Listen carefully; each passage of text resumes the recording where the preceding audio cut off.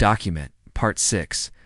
The decision to reach out to Zix and Vral weighed heavily on Emily Parker. She knew the risks. Trusting aliens who had already warned humanity of impending doom wasn't a move most people would support.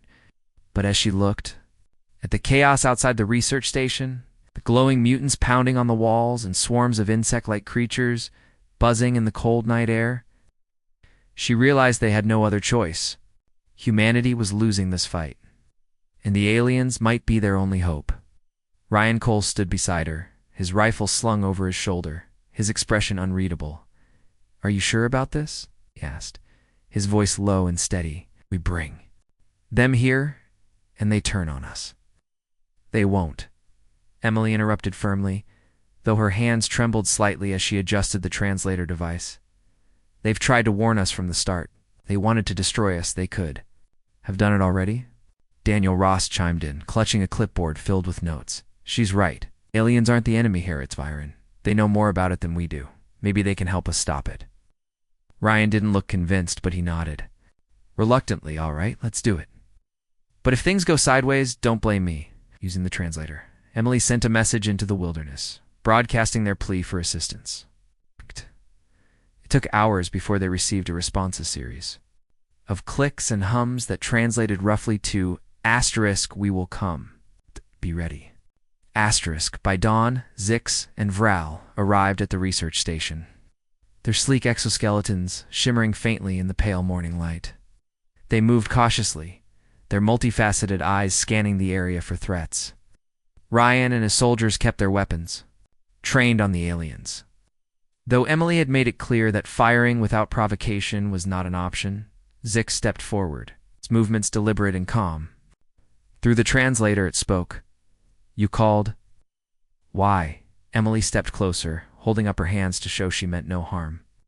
"We need your help. Viren is spreading faster than we can contain it. People are mutating, disappearing, dying. We don't know how to stop it." Vral tilted its head, emitting a series of soft clicks. "You ignored our warnings? Now the cycle progresses." "We know we made mistakes," Emily admitted, her voice tinged with desperation. "But we're trying to fix them. Please, if there's anything you can do to stop this, we'll do whatever it takes." For a long moment, the aliens were silent, their gaze unreadable. Then Zix clicked again, its tone softer. "There may be a way, but it requires sacrifice." "What kind of sacrifice?" Ryan demanded. Stepping forward protectively, Zix hesitated before answering. "Viren feeds on energy. To disrupt its cycle, we must neutralize its source. This means destroying all traces of it, including those infected." Hart sank. "You mean killing everyone who's been exposed?" "No," Zix replied. "Not killing, ending the cycle. Those consumed by Viren are no longer fully human. Their bodies serve as hosts for our young. To save your species, we must sever this connection." The room fell silent as the weight of Zix's words settled over them. Of the table, his knuckles white. "How many people are we talking about? Thousands? Millions?" "All who carry Viren within them," Vral confirmed solemnly. "The longer we wait, the more difficult it becomes." Ryan shook his head, his jaw clenched. "There has to be another way. We can't just give up on everyone who's been affected." "There isn't," Zix said bluntly. "Your survival depends on decisive action. Delay will only worsen the outcome." Emily swallowed hard, her mind racing. She wanted to argue to find some alternative solution, but deep down, she knew Zix was right. Every second they delayed gave Viren more time to spread, to transform innocent lives into vessels for alien larvae. The thought sickened her, but she couldn't deny the logic behind the aliens' proposal. "We'll need a plan," she said finally, her voice firm despite the turmoil inside her. "Something large-scale, something that can target Viren without harming unaffected areas." Zix nodded approvingly. "A disruption pulse. Strong electromagnetic waves can destabilize Viren's molecular structure, rendering it inert. However, creating such a pulse requires significant resources and precision." Daniel frowned, flipping through his notes. "Electromagnetic pulses. It sounds like something we'd need specialized equipment for."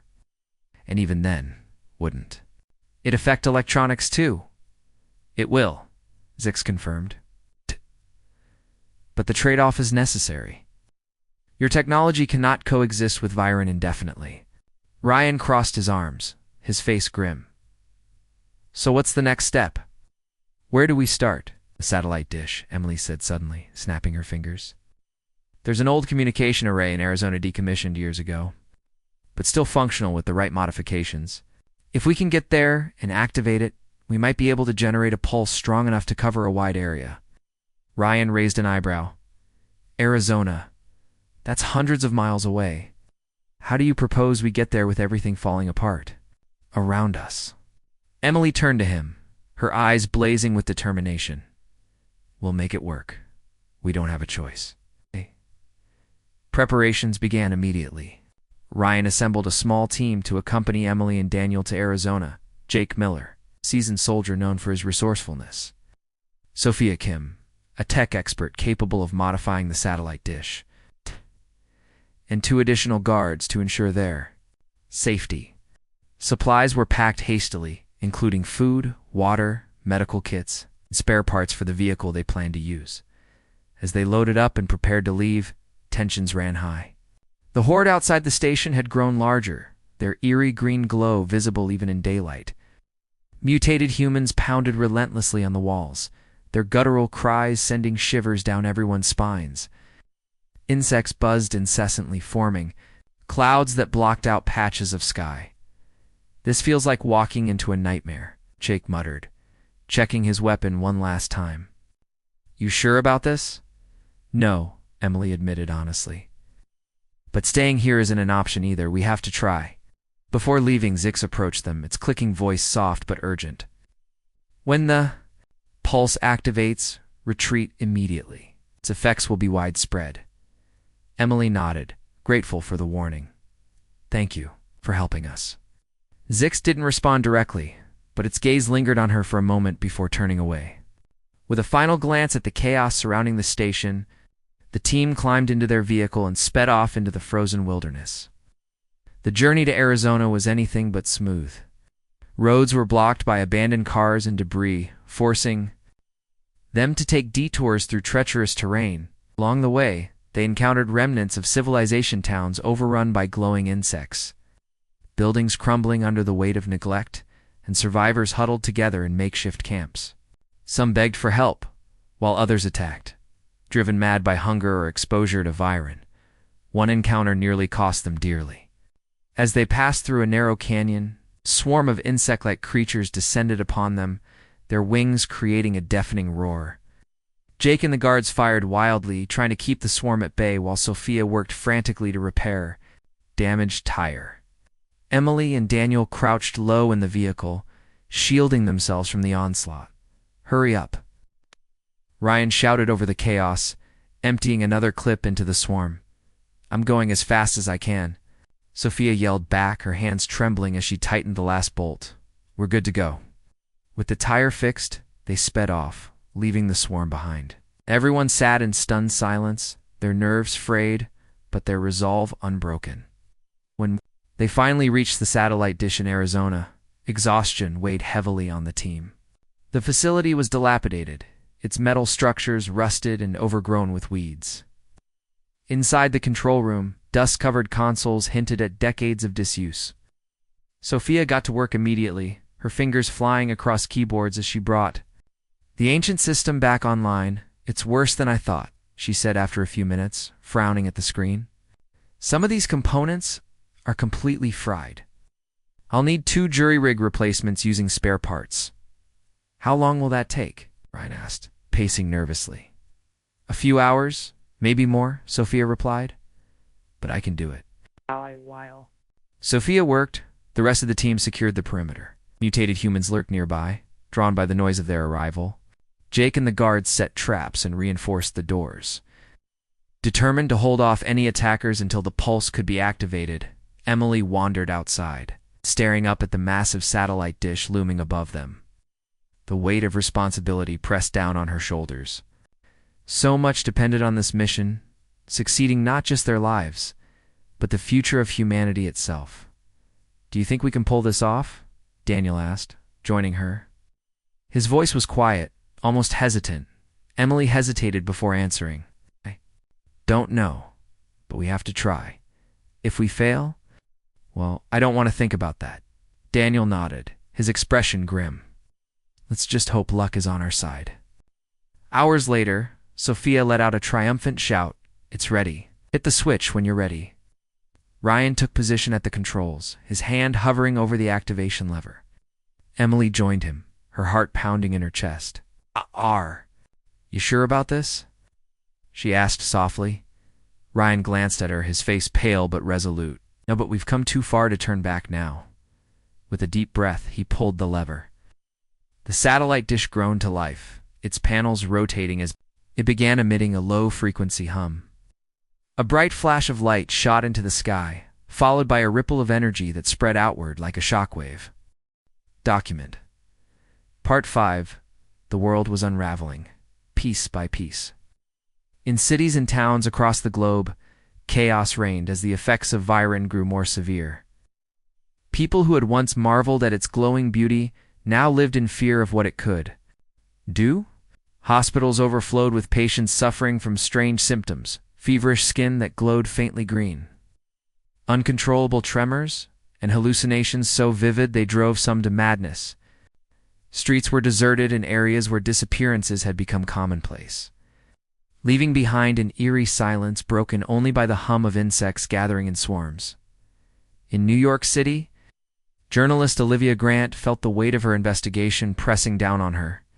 Her apartment had become a makeshift command center, cluttered with notes, maps, and photographs pinned to the walls. She barely slept, her mind racing with questions she couldn't answer. What exactly was Viren? Why had the aliens brought it here? And most importantly, what happened to those who vanished? Her latest lead took her to an abandoned pharmaceutical lab on the outskirts of the city. Rumors suggested that scientists there had been secretly synthesizing Viren before abruptly abandoning the facility. Armed with a flashlight and a camera, Olivia crept through the darkened halls, her footsteps echoing softly. The air smelled acrid, like chemicals gone bad, and the walls were covered in streaks of dried green liquid. In one of the labs, she found something chilling, a row of glass tanks filled with grotesque creatures suspended in fluid. They looked part human, part insect, their bodies twisted into unnatural shapes. Some had elongated limbs ending in sharp claws, while others bore multiple eyes or mandibles clicking silently. Olivia's breath caught in her throat as she realized these weren't experiments, they were results. She snapped photos quickly, her hands trembling. She turned to leave. She noticed a stack of documents lying on a desk. Flipping through them, she discovered detailed notes describing how Viren interacted with human biology. According to the files, prolonged exposure caused cells to mutate, creating a perfect host environment for alien larvae embedded within the liquid. Once matured, the larvae would consume their hosts entirely, emerging as fully formed hybrids. Olivia's stomach churned as she pieced together the horrifying truth. Viren wasn't just dangerous, it was a weapon, designed to infiltrate and destroy. The aliens hadn't come in peace. They'd come to invade. She stuffed the papers into her bag and hurried out of the building, knowing she had to get this information to someone who could stop it. Back in Alaska, Emily Parker and her team worked around the clock to confirm their own findings about Viren, using advanced imaging techniques. They observed the microscopic larvae embedded within samples of the liquid. Under certain conditions, the larvae began to move, wriggling slowly as if searching for nourishment. When introduced to living tissue, they burrowed deep, feeding off the host's energy and triggering rapid mutations.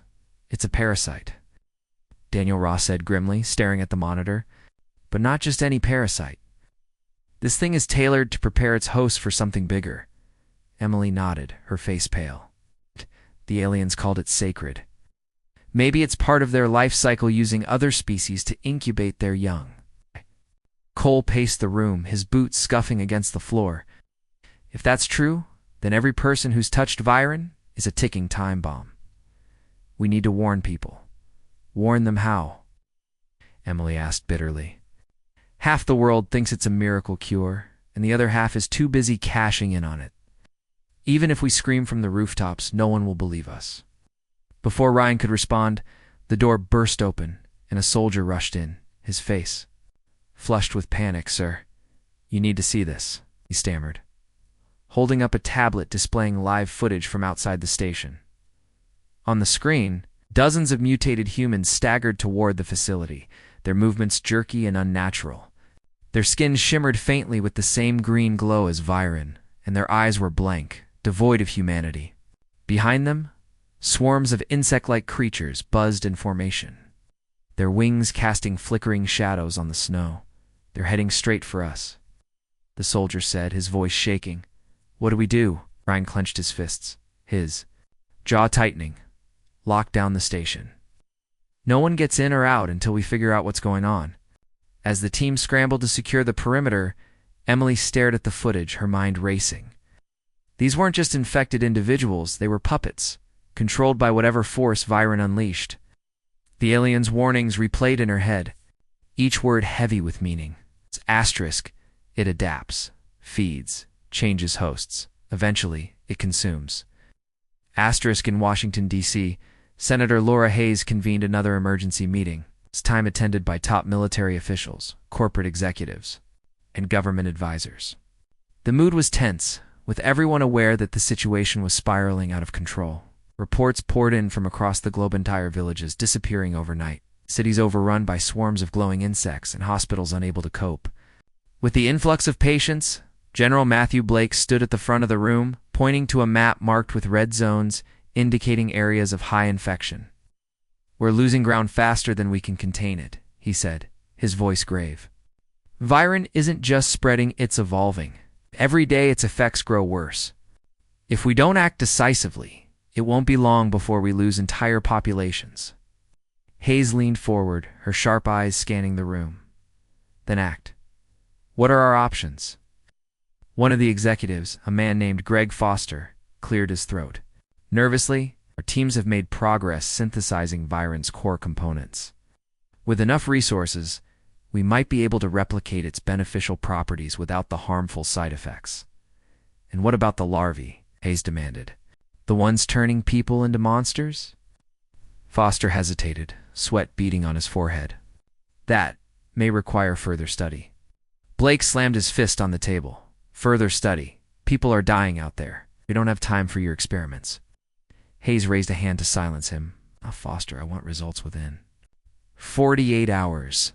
If you can't deliver, consider yourself expendable. As the meeting adjourned, Hayes remained seated, her thoughts swirling. She knew the stakes were higher than ever. Viren wasn't just a scientific breakthrough, it was a threat to humanity's survival, but she also saw opportunity. Whoever controlled Viren would hold unimaginable power. For Hayes, failure wasn't an option. Meanwhile, Olivia Grant managed to smuggle her evidence past roadblocks and checkpoints, determined to expose the truth. She reached out to trusted contacts in the media, sharing her findings and urging them to publish the story. At first, skepticism greeted her claims. Alien parasites? Hybrid creatures? It sounded like science fiction. But when she released the photos of the grotesque hybrids from the lab, public opinion began to shift. Social media exploded with reactions, dividing people into two camps: those who believed Olivia's warnings and those who dismissed them as fear-mongering. Protesters gathered outside pharmaceutical companies, demanding transparency about their involvement with Viren. Others hoarded the substance, convinced it held the key to immortality or superhuman abilities. Amid the turmoil, Zix and Vral watched silently from the shadows. They had tried to warn the humans, but greed and ignorance had sealed Earth's fate. Now, the cycle unfolded as it always did, hosts consumed, offspring born, and worlds claimed. Yet there was sadness in their gaze, a recognition of the tragedy. Unfolding before them, we must help them. Zix clicked softly, its voice tinged with regret. They still have a chance, however slim. Vral responded with a series of mournful sounds. Their kind resists aid. They choose destruction. Over unity, Zix nodded slowly. Then we wait. And hope. As night fell over the research station in Alaska, Emily and her team braced themselves for what lay ahead. The horde of mutated humans and insect-like creatures continued to advance, their numbers growing with each passing hour. Lockdown facility. Tensions ran high. Soldiers checked their weapons, scientists double-checked containment protocols, and everyone prepared for the worst. Emily stared out the window, her reflection ghostly in the glass. She thought about all the choices that had led them here, the curiosity that drove them to investigate the crash site, the arrogance that blinded them to the dangers of Viren, and the desperation that kept them searching for answers even as the world crumbled around them. "We can't fight this alone," she said quietly, breaking the silence. "If we're going to survive, we need to work with the aliens. They understand Viren better than we ever will." Ryan frowned his grip, tightening on his rifle, "and risk trusting creatures we barely know. After everything they've done." "They didn't bring this on us," Emily replied firmly. "We did. By ignoring their warnings, by letting greed and fear guide us instead of reason. If we don't reach out to them now, none of us will make it through this." For a moment, the room was silent. Then Ryan sighed, lowering his weapon. "All right, let's try. But if this goes south, don't say I didn't warn you." As the team prepared to contact Zix and Vrel, one thing was clear: the battle ahead wouldn't just be fought with guns or science. It would be a test of trust, courage, and humanity's ability to adapt or perish. Document Part 4. The world was changing, and not for the better. As Viren spread beyond Alaska, its effects grew more pronounced, more horrifying. People who had initially felt energized and invigorated began to experience strange side effects. Some developed glowing veins beneath their skin, pulsing faintly with the same eerie green light as the liquid itself. Others reported hearing whispers in their minds, voices that seemed to come from nowhere and everywhere at once. The hallucinations worsened, turning vivid dreams into waking nightmares. And then there were those who simply vanished, leaving behind only fragments of clothing or personal belongings in New York City. Journalist Olivia Grant worked tirelessly to piece together the puzzle. Her investigation had taken her from abandoned warehouses in Alaska to secret meetings with pharmaceutical executives in Manhattan. She knew she was onto something big, but the deeper she dug, the more dangerous it became. One night, as she sat, alone in her apartment typing up notes, her phone buzzed with an anonymous message. Asterisk, stop asking questions if you want to live. Asterisk, she stared at the screen, her heart racing. Threats weren't uncommon in her line of work, but this one felt different. Whoever was behind it wasn't bluffing. Still, fear wouldn't stop her. If anything, it fueled her determination to uncover the truth. At the research station in Alaska, Emily Parker and her team faced mounting pressure from both within and outside their ranks. Senator Hayes had ordered them to accelerate their studies, demanding concrete results within days. Meanwhile, General Blake insisted on tighter security measures, deploying additional soldiers to guard the facility. The atmosphere was tense, with everyone aware that failure or even hesitation could have dire consequences. Daniel Ross spent long hours poring over data, his glasses slipping down his nose as he squinted at graphs and charts. "Look at this," he said one evening, pointing to a monitor displaying images of mutated cells. "The longer someone is exposed to Viren, the faster their DNA starts breaking down. It's like the substance is rewriting them at a fundamental level." Emily frowned, leaning closer to examine the screen. "Rewriting them into what?" "These structures look alien." "That's because they are," Daniel replied grimly. "Whatever Viren does, it's designed to adapt hosts for something or someone else." Adia. Ryan Cole entered the lab just as Daniel finished speaking. His face was pale, his jaw clenched tightly.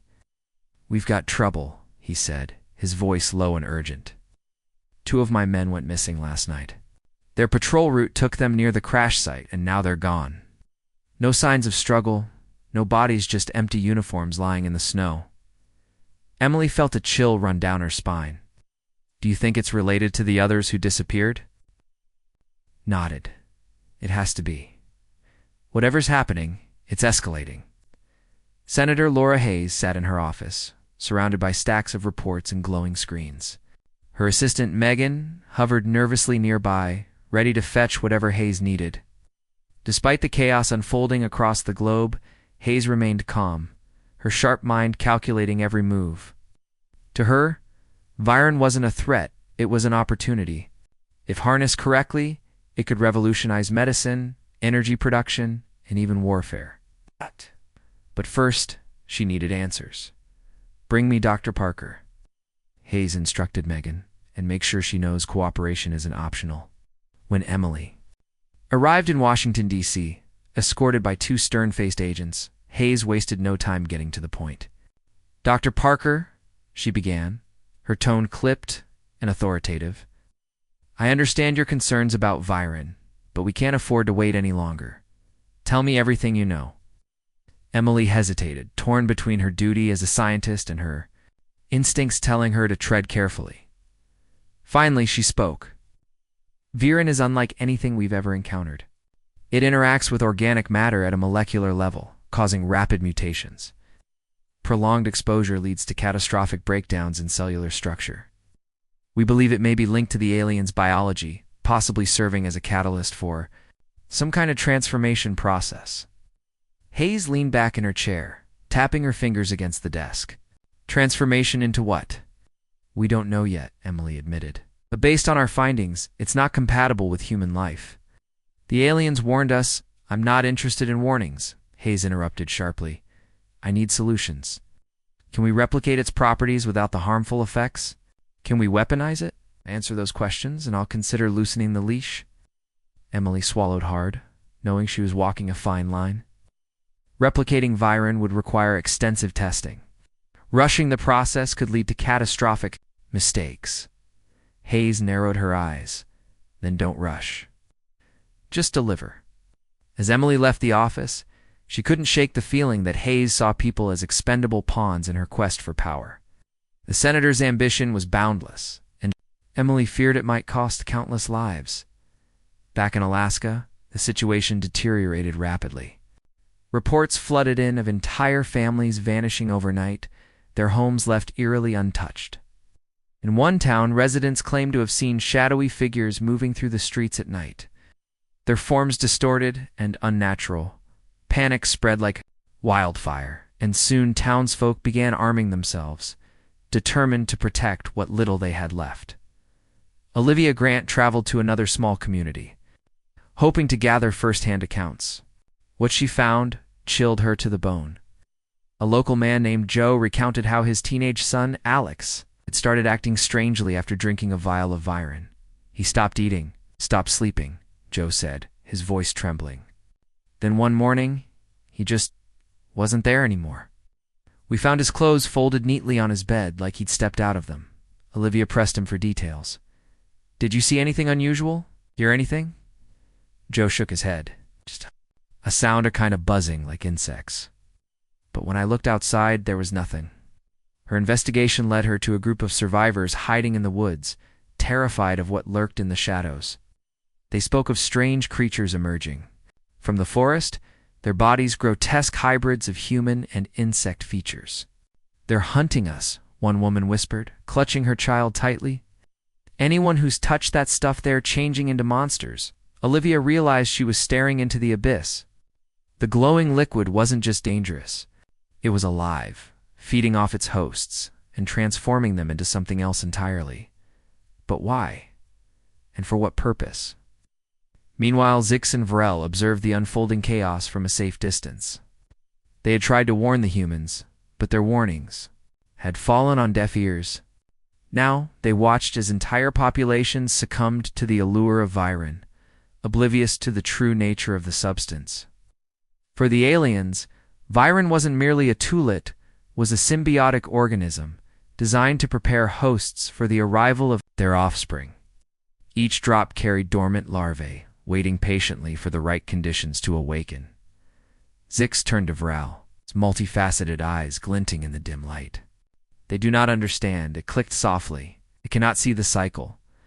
Varel responded with a series of mournful sounds. "Perhaps it is too late." The infestation has begun. As they spoke, a faint hum filled the air, the sound of thousands of tiny wings beating in unison. From the darkness emerged swarms of insect-like creatures, their bodies glistening with the same green glow as Viren. They moved with purpose, drawn to areas where the liquid had been consumed. Wherever they went, silence followed. In the research station, Emily and her team made a chilling discovery. Under high magnification, they identified microscopic organisms embedded within samples of Viren. These organisms bore a striking resemblance to the larvae described by Zix and Vral. "It's a parasite," Emily whispered, her hands shaking. As she adjusted the microscope, Viren isn't just transforming, its host sits incubating something inside them. Daniel stared at the screen, his face pale. If these larvae mature, they'll consume their hosts completely. Ryan stepped forward, his expression grim. "How much time do we have?" Emily shook her head. "Not enough. Once the larvae reach a certain stage, there's no stopping them. We need to act now." But acting wasn't so simple. The world was already knee-deep in chaos, with governments scrambling to contain outbreaks and corporations racing to exploit Viren for profit. Trust was in short supply, and fear ruled supreme. Even as Emily prepared to share her findings with command, she knew the battle ahead would be fought not just against the alien organism, but against humanity's own greed and hubris. Time was running out, and the clock ticked relentlessly toward disaster. Document. Part 3. The news of the glowing green liquid Viren leaked faster than anyone could have anticipated. It started with whispers among the locals in the small Alaskan town nearest to the research station. Hunters and trappers who had ventured close to the crash site noticed strange changes in the environment, plants growing unnaturally fast, animals behaving erratically. When they stumbled upon traces of the glowing substance, curiosity got the better of them. Some collected it in jars, others dipped their fingers into puddles of it, marveling at its beauty. Word spread like wildfire, fueled by speculation, and soon photos and videos began appearing online. Social media platforms lit up with posts about the miracle liquid found near a mysterious alien ship. People claimed it had healing properties, that it made them feel stronger and more alert. One man posted a video of himself drinking a small amount, laughing as he declared, "Feels like I just chugged 5 energy drinks." The clip went viral overnight, sparking debates across the globe. Is this humanity's first contact with extraterrestrial life? Or was it some kind of elaborate hoax? Back at the research station, Emily Parker watched the chaos unfold on her laptop screen, her stomach sinking with every new post she saw. She turned to Daniel Ross, who sat beside her, scrolling through his phone. "This is bad," she said, her voice tight with worry. "People are playing with something they don't understand. Zix and Vrail warned us. It's dangerous." Daniel nodded grimly. "And now it's everywhere. Look at this." He held up his phone, showing her a live stream of someone pouring Viren into a glass and taking a sip. The comment section was flooded with users daring each other to try it. It's only a matter of time before someone gets hurt. 8. Ryan Cole entered the room, his face pale. He had been monitoring communications from command, and the situation was escalating quickly. "Washington is freaking out," he said, running a hand through his hair. "They're getting calls from all over, scientists, politicians, even civilians, demanding access to the stuff. Senator Hayes wants updates hourly, and General Blake is threatening to shut us down if we can't control this." Rubbing her temples. "We can't stop people from doing what they're doing. All we can do is keep studying it and hope we find answers before things get worse." But things were already getting worse. Reports began trickling in from towns across Alaska. People who had consumed Viren reported feeling invigorated at first, but then strange symptoms started appearing. Some experienced vivid hallucinations, seeing things that weren't there. Others became unusually aggressive, lashing out at friends and family without provocation. A few simply disappeared, leaving behind empty clothes and no trace of where they had gone.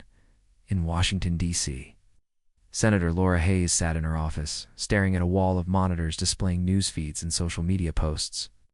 Her assistant, a young woman named Megan, stood nervously beside her, clutching a tablet filled with data. "Ma'am, the CDC has issued a warning. Megan said hesitantly. They're advising people not to touch or ingest Viren until further studies are conducted. Hayes waved her off dismissively. Warnings won't stop them. Humans always think they're invincible until it's too late. She leaned back in her chair, her sharp eyes scanning the screens. What about the pharmaceutical companies? Are they involved yet? Megan nodded. Several have already sent teams to Alaska to collect samples. One of them claims they've isolated key components of Viren and are working on synthesizing it. Hayes smiled thinly. Good. If we can harness this, it could be worth billions. Imagine the applications: medicine, energy, even weapons. This could put us decades ahead of everyone else. But what about the risks? Megan asked cautiously. The aliens said it was dangerous, and these reports. She gestured to the monitors, which showed footage of people collapsing in the streets or attacking bystanders. The risks are manageable, Hayes replied coldly. Every breakthrough comes with risks. We'll deal with the fallout later. For now, focus on containment and exploitation. Tell the companies to move faster. Meanwhile, in New York City, journalist Olivia Grant sat hunched over her desk. Surrounded by stacks of papers and open tabs on her computer, she had been following the story since the first viral video surfaced, and something about it didn't sit right with her. The glowing liquid, the miraculous effects, the sudden disappearances, all felt too strange to be coincidence. Determined to uncover the truth, she began digging deeper. Her investigation led her to a small town in Alaska, where several cases of Viren consumption had been reported. When she arrived, the place felt eerily quiet, as if the entire community was holding its breath. She spoke to locals who described how their neighbors had changed after coming into contact with the substance. One woman tearfully recounted how her husband, once a gentle man, had turned violent overnight, smashing furniture and screaming about voices in his head. Another told her about a teenage boy who vanished while walking home from school, leaving only his shoes behind. Olivia's instincts told her there was more to the story. She tracked down a group of black market traders who had been smuggling containers of Viren out of the crash site. They agreed to meet her in an abandoned warehouse. On the outskirts of town, their faces hidden beneath hoods. You want the truth? One of them sneered, holding up a jar of the glowing liquid. This stuff isn't just some miracle cure. It's poison, but people don't care. They'll pay anything for it. How do you know it's poison? Olivia asked, her pen poised over her notebook. The trader shrugged. Because we've seen what happens to the ones who use too much. They change. Their skin splits open, and, well, let's just say it ain't pretty. He leaned closer, lowering his voice. And then there's the big secret, the reason why the aliens really came here. Figure that out, and you'll wish you'd never heard of this crap. Before Olivia could press him for more details, the sound of footsteps echoed through the warehouse. The trader scattered, disappearing into the shadows, leaving her alone with her thoughts and a growing sense of dread. Back at the research station, tensions were mounting. Emily and her team worked around the clock, trying to piece together the puzzle of Viren. They discovered that prolonged exposure caused cells to mutate rapidly, leading to unpredictable and often catastrophic results. In one experiment, a sample of human tissue exposed to concentrated doses of Viren began producing strange insect-like structures. The implications were chilling. We need to warn people. Emily insisted during a heated meeting with Ryan and the rest of the team. If they keep using this stuff, they're going to destroy themselves. And how do you propose we do that? Ryan shot back. Half the world thinks it's a miracle cure, and the other half is too busy chasing profits to listen. Even if we scream from the rooftops, no one's going to believe us. He's right, Daniel added quietly, unless we can prove exactly what Viren does and why the aliens warned us against it. We're fighting a losing battle. As they debated, a loud knock echoed through the room. Ryan opened the door to find two men in suits standing outside, their expressions unreadable. Dr. Parker? One of them asked. We're here on behalf of Senator Hayes. She requests your presence in D.C. immediately. Emily exchanged a worried glance with Ryan. What does she want? She didn't say. The man replied curtly. but she made it clear that refusal isn't an option. Reluctantly, Emily agreed to go, knowing that whatever awaited her in Washington would likely determine the fate of their research and possibly the world. As she packed her things, she couldn't shake the feeling that time was running out. The aliens' warnings replayed in her mind, their urgency impossible to ignore. Something terrible was coming, and unless they acted quickly, it might already be too late. In the days that followed, the world continued to spiral into chaos. Pharmacies were raided for counterfeit versions of Viren, and underground markets thrived on the demand. Governments scrambled to regulate the substance, but enforcement proved nearly impossible. Meanwhile, the number of reported disappearances climbed steadily, raising fears of a global crisis. Senator Hayes called an emergency meeting in a secure bunker beneath the Capitol building. Scientists, military officials, and corporate executives gathered around a large table, their faces grim. Hayes wasted no time cutting to the chase. "We need solutions, not excuses," she said sharply, slamming her fist on the table. "Whatever this thing is, we need to control it. If we don't, someone else will." General Matthew Blake stepped forward, his voice grave. "Control may not be enough. Based on preliminary reports, Viren isn't just dangerous, it's transformative. Left unchecked, it could rewrite biology itself. Humanity as we know it could cease to exist." The room fell silent as the weight of his words sank in. For the first time, even Hayes seemed shaken. "And we act decisively," she said finally, "no matter the cost." Unbeknownst to them, however, the true cost had already begun to reveal itself in the mutated bodies of those who had consumed too much.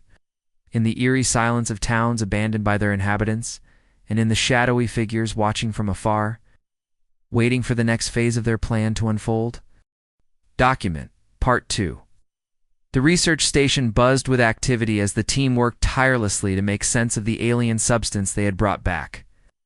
The glowing green liquid Viren sat in a sealed container on the lab table, its faint pulsing, light casting an otherworldly glow across the room. Dr. Emily Parker leaned over the microscope, her brow furrowed in concentration. Beside her, Daniel Ross scribbled notes furiously, his eyes darting between the sample and the monitors displaying data from their tests. "It's unlike anything I've ever seen," Emily muttered, adjusting the focus on the lens. "It doesn't behave like a normal liquid. Shifts, almost like it's alive." Daniel nodded, his pen moving quickly across the page. "Hey, look at this." He pointed to a graph showing erratic energy readings. "It's emitting some kind of signal, or maybe it's reacting to something in the environment. We need more time to figure it out." Ryan Cole stood by the door, arms crossed, watching the scientists work. His presence was a constant reminder of the potential danger they were dealing with. While he trusted Emily and Daniel's expertise, he couldn't shake the feeling that they were playing with fire. The alien's warning echoed in his mind. Asterisk sacred, dangerous, do not touch. Yet here they were, poking and prodding at the very thing those creatures had warned them about. "What happens if it gets loose?" Ryan asked suddenly, his voice cutting through the hum of equipment. Both scientists turned to look at him. Startled out of their thoughts, "It won't," Emily assured him, though there was a flicker of uncertainty in her eyes. "We're taking every precaution. It's contained, and we're monitoring it closely." Ryan didn't look convinced, but he didn't press further. Instead, he shifted his weight and glanced at the clock. "We should think about contacting Command. They need to know what's going on." Emily hesitated. She knew Ryan was right. They couldn't keep this discovery to themselves forever. But part of her wanted to hold off just a little longer, to gather more information before involving outsiders who might not understand the significance of what they'd found. Still, she nodded reluctantly. "All right. Let's send a preliminary report. But we don't mention the aliens yet, not until we know more." As Ryan left the lab to make the call, Emily turned her attention back to the glowing liquid. There was something mesmerizing about it, something that tugged at her curiosity despite the risks. She reached for a pipette, intending to extract another small sample for further testing, when the container slipped slightly in her gloved hands. A single drop of Viren spilled onto the lab bench. For a moment, Everything froze. Daniel gasped, his hand flying to his mouth. "Emily!" he exclaimed, his voice sharp with alarm. "Are you okay?" Emily stared at the tiny droplet, her heart pounding. The liquid shimmered brightly for a second before soaking into the surface of the bench. She pulled off her glove and examined her skin, half expecting to see burns or some immediate reaction, but nothing happened. "Fine, I'm okay," she said slowly, flexing her fingers experimentally. "It doesn't seem to be doing anything." Daniel frowned, clearly uneasy. "That doesn't mean it's safe. Don't know what kind of delayed effects it might have. You should wash your hands immediately." Emily nodded and moved to the sink, scrubbing her hands thoroughly under cold water. Despite Daniel's concern, she couldn't help but feel a strange sense of relief. If Viren really was as dangerous as the aliens claimed, wouldn't they have seen some kind of reaction by now? Maybe the warnings had been exaggerated, or perhaps substance wasn't as universally harmful as Zix and Vral believed. Meanwhile, Ron's call to command sparked a chain reaction far beyond what any of them anticipated. Within hours, news of the crash site and the mysterious glowing liquid spread through channels far above their pay grade. By morning, a helicopter landed near the research station, bringing with it a higher-ranking official named Senator Laura Hayes. Accompanying her was General Matthew Blake. A stern man with a reputation for being no-sense and unyielding, Senator Hayes wasted no time getting down to business. She swept into the lab, her heels clicking sharply against the floor, and fixed Emily with a piercing gaze. "Dr. Parker, I've been briefed on your discovery. Tell me everything." Emily exchanged a glance with Ryan, who gave her an encouraging nod. Taking a deep breath, she began explaining what they knew so far: the crash, the aliens, the glowing liquid, and their initial tests. As she spoke, Hayes listened intently, her expression unreadable. When Emily finished, the senator tapped her fingernails against the table thoughtfully. "This Viren," he said finally. "You believe it has potential applications?" "We're still studying it," Emily replied cautiously. "But based on our observations, it seems to possess unique properties. It could be significant, scientifically, medically, even militarily." General Blake stepped forward, his tone gruff. "Significant enough to justify risking exposure. Those aliens warned you against touching it. That suggests it's dangerous." "Is dangerous," Emily admitted. "But we can't ignore the possibilities. If we handle it carefully, we might learn something that could benefit humanity." Hayes smiled thinly, as if weighing the risks and rewards in her mind. "Very well.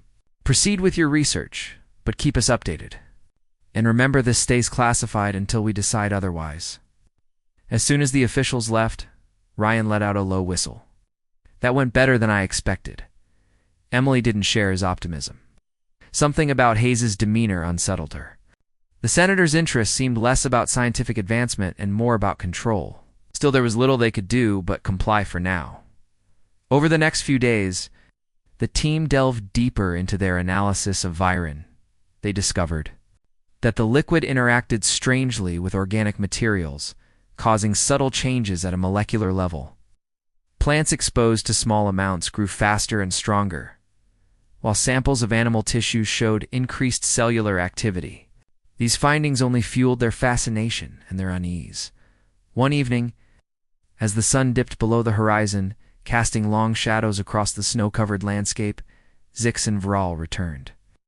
This time, they came unarmed, their movements slow and deliberate, as if trying to appear non-threatening. Ryan and his men raised their weapons instinctively, forming a protective barrier around the scientists. Zix clicked softly, and the translator device crackled to life. "We must speak. Urgent." Emily stepped forward, holding up a hand to signal the soldiers to lower their guns. "What is it?" "The liquid. Viren." Zix paused, as if struggling to find the right words. It is sacred to us. Vital. But also deadly to others. You must stop using it." Daniel frowned, stepping closer. "Deadly? How? We've been testing it, and so far, we haven't seen any harmful effects." Vral made a series of rapid clicks, which translated as not immediate, slow, subtle, It will destroy you. Emily's stomach tightened. She glanced at the vials of Viren lined up on the lab table, then back at the aliens.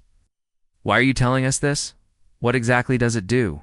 Zix hesitated, its multifaceted eyes glinting in the dim light. It adapts, feeds, changes hosts. Eventually, it consumes. A heavy silence fell over the group. Ryan tightened his grip on his weapon, his jaw clenched. You're saying this stuff is alive? It's like a parasite? In a way, Zix replied. It serves us, helps us survive. But it cannot coexist with your kind. Please, destroy it. Emily felt a chill run down her spine. Everything the aliens said contradicted what they had observed so far. The plants thrived, the tissue samples improved. How could something so seemingly beneficial turn destructive? Was it possible that aliens were lying, trying to protect their own interests? Before she could respond, a distant rumble shook the ground, drawing everyone's attention. In the distance, a column of smoke rose into the sky, signaling trouble. Elsewhere, Zix and Viral exchanged a series of urgent clicks, then turned back to the humans. No time, Zix said urgently. Act quickly, or it will be too late. Without waiting for a response, the aliens retreated into the forest, disappearing into the shadows as swiftly as they had come. The team stood in stunned silence, the weight of the aliens' warning pressing down on them. What do we do now? Ryan asked, breaking the quiet. Emily stared at the vials of Viren, her mind racing. The aliens' words lingered in her thoughts, filling her with doubt. Could they trust the creatures? Or were they simply trying to manipulate the situation to their advantage? One thing was certain, whatever decision they made next would have far-reaching consequences, not just for them, but for everyone. We keep testing, Emily said finally, her voice firm despite the turmoil inside her. We need answers. Until we understand exactly what we're dealing with, we can't afford to jump to conclusions. Ryan nodded, though his expression remained grim. Just be careful if they're right. He didn't finish the sentence, but he didn't. Need to. The implication hung in the air, heavy and ominous. Whatever Viren truly was, one thing was clear. It held secrets that could change the course of history, when whether those secrets brought salvation or destruction depended entirely on the choices they made next. Document. Part 1. The Alaskan wilderness stretched endlessly. A vast expanse of snow and ice that seemed untouched by time. The cold air bit at anyone who dared to venture too far from the warmth of their shelters. It was here, in this desolate place, where something extraordinary happened. A streak of light tore across the sky, brighter than any star, before crashing into the frozen ground with a deafening roar. The impact shook the earth, sending shockwaves through the nearby forests and alerting everyone within miles.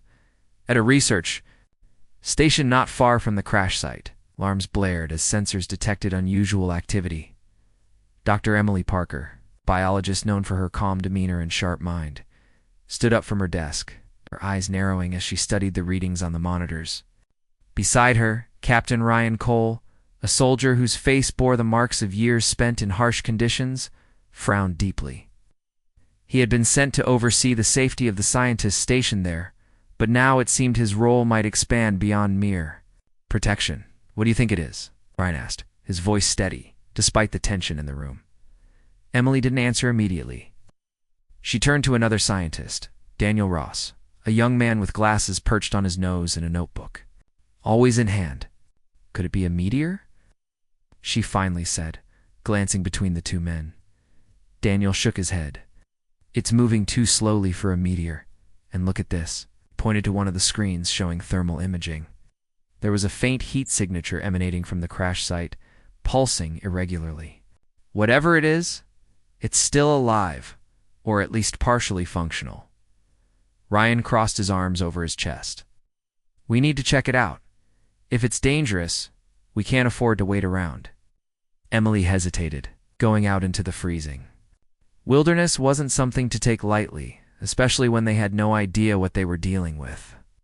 But curiosity tugged at her. As a scientist, she couldn't ignore the opportunity to investigate something so unprecedented. All right, she said after a moment. Let's gear up and move out. But we stay cautious. We don't know what we're walking into. Within an hour, the team was ready. They loaded themselves into a sturdy vehicle designed for traversing snowy terrain, its tires equipped with chains to grip the icy surface. The journey was slow and bumpy, the wind howling outside like a living thing trying to keep them away. As they approached the coordinates of the crash site, the landscape grew more chaotic. Trees were uprooted, their trunks snapped like twigs, and deep gouges scarred the ground where the object had skidded to a halt. When they finally arrived, the sight took their breath away. What lay before them wasn't a meteor or any natural phenomena. It was a ship. Sleek metallic surface shimmered even under the dim light of the overcast sky. Parts of it were charred and dented, evidence of the violent entry through Earth's atmosphere. Strange symbols etched into the hull glowed faintly, casting eerie shadows on the snow. "Is that alien?" Ryan murmured, his hand instinctively going to the weapon strapped to his side. "It has to be," Emily replied, her voice barely above a whisper. She stepped forward cautiously, her boots crunching against the snow. Her scientific mind raced with questions. Who built this? Did it get here? And most importantly, why? As they circled the craft, they noticed something leaking from a crack near the base. A greenish liquid pooled on the ground, glowing softly as if lit from within, pulsed with a rhythm, almost like a heartbeat. Emily crouched down to examine it closer, pulling on a pair of gloves before dipping a finger into the substance. It felt cool and viscous, unlike anything she'd ever encountered. "Careful," Ryan warned, stepping closer. "We don't know what that stuff is." Daniel knelt beside her, already pulling out a sample vial. "If it's coming from the ship, it could be important. Maybe fuel or some kind of coolant."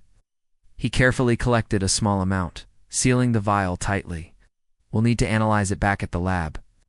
Emily nodded, though unease prickled at the edges of her thoughts. Something about the liquid unsettled her. It was beautiful, yes, but also unnatural. She couldn't shake the feeling that it didn't belong her, and neither did the ship. Before they could continue their investigation, a sound stopped them in their tracks. A low hum emanated from the wreckage, growing louder with each passing second. Then, without warning, a section of the ship shifted, opening like a flower blooming in fast motion. Bright light spilled out, forcing the team to shield their eyes. When the glare faded, two figures emerged. They weren't human. Their bodies were tall and slender, covered in a glossy exoskeleton that reflected the dim light. Multiple limbs ended in delicate claw-like appendages, and their heads were elongated, featuring large, multifaceted eyes. Despite their alien appearance, they moved with surprising grace. Ryan raised his weapon, positioning himself protectively in front of Emily and Daniel. "Stay back," he ordered, his tone firm.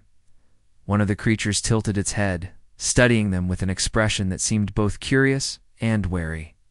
After a moment, it made a series of clicking noises, accompanied by subtle movements of its limbs. To everyone's surprise, the handheld translator device clipped to Daniel's belt crackled to life. Translating the sounds into broken English, "We mean no harm," the device spat out haltingly. "Our ship damaged. Need assistance." Emily exchanged a glance with Ryan, who lowered his weapon slightly, but kept it at the ready. "Who are you?" she asked, taking a cautious step forward. "Zix," the creature replied, pointing to itself. Then it gestured to its companion. "For all their names," Daniel whispered excitedly. "This is incredible." Emily ignored him, focusing instead on Zix. "What is this liquid leaking from your ship?" she asked, pointing to the glowing pool. Zix's body stiffened, and the clicking grew faster. "Viren," the translator said. "Sacred, dangerous, do not touch." Despite the warning, Emily felt a surge of excitement. Sacred and dangerous. That only made it more intriguing. She glanced at Daniel, who was already jotting notes furiously in his notebook. Whatever Viren was, it clearly held significance for the aliens, possibly for humanity as well. But as they prepared to ask more questions, Zix suddenly froze, its gaze darting toward the horizon. Vral mimicked the action, both of them emitting a high-pitched whine that set everyone's teeth on edge. Without explanation, the aliens retreated back into their ship. The opening ceiling shut behind them. "What just happened?" Ryan demanded, scanning the area for threats. "I don't know," Emily admitted, her heart pounding. "But I have a feeling we've only scratched the surface of what's going on here." Back at the research station, the team worked tirelessly. To analyze the sample of Viren, under the microscope, it behaved strangely, shifting and rearranging itself as if alive. Daniel ran test after test, but nothing matched anything in their databases. Meanwhile, Emily pored over recordings of their encounter with Zix and Vral, replaying every word, every gesture, searching for clues. Unbeknownst to them, the events set in motion that day would change everything. But for their small team, but for the entire world. For now, though, all they could do was wonder. What exactly was Viren? Why had the aliens warned them against touching it? And what secrets did the mysterious liquid hold? Little did they know, the answers would come soon, and with far greater consequences than any of them could have imagined.